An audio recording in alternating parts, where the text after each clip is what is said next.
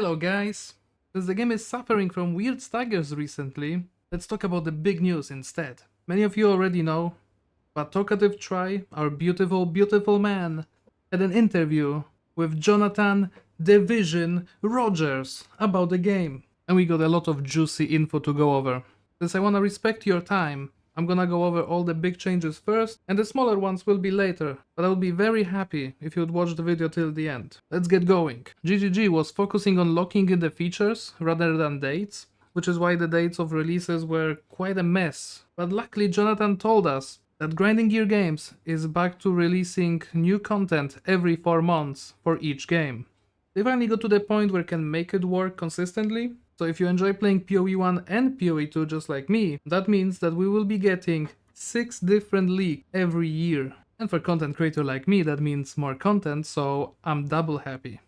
Overall, they talked about the problems with servers at the beginning of point 2. They noticed that they did drop the ball with the stability at the beginning. The DDoS attacks were also part of the problem, but not its entirety. And pretty much they didn't really have to deal with server providers for a long time, so they pretty much got out of shape with dealing with those problems as they arise, so they just need to relearn how to do it properly. So hopefully in point 3 we should not have the same issues as we had in point 2. Jonathan also doubles down that there will be no nerfs in the middle of the league, because it's completely unfair to players who spend time and resources making a build just to have it be completely unplayable because of a nerf. But he's very open to buffing things mid-league to bring up underperforming skills. Speaking of underperforming skills, they realized that they tunnel vision too much on the entire combo play with the setups and all that shit, and it ended up leaving many skills not really scaling properly into the endgame to be viable options, which obviously limits the amount of variety that we get to choose from.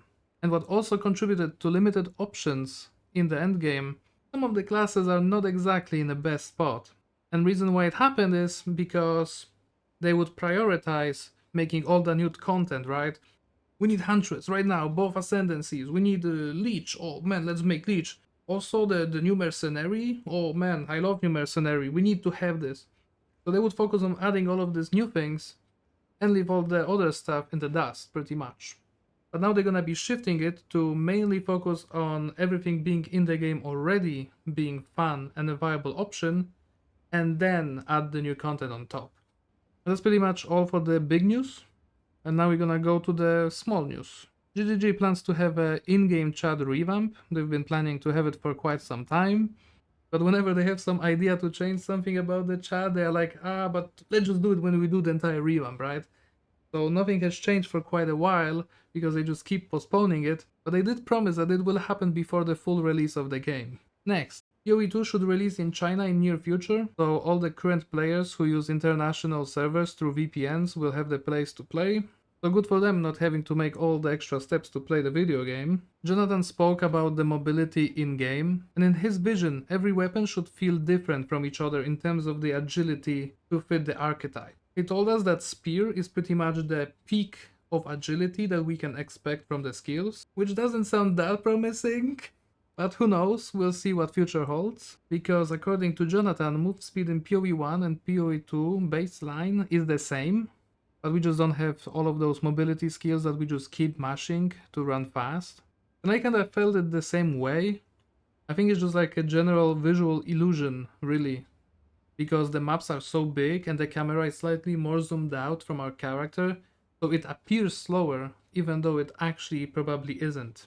But despite all that, the team is working on some ideas to address those concerns for speed for point 3 patch. So hey, maybe we get some sprint, maybe we get some Quicksilver Flask, who knows. And on the small note with the mobility, try ask Jonathan if there gonna be some different blink skills for different attributes, because currently we only have blink for intelligence. And he said that in the future, when the shadow comes out, he probably will have some dexterity based blink, because that will be fitting the theme. They also talked about the attribute requirements. So the Jonathan's idea was to make attributes somewhat hard to satisfy.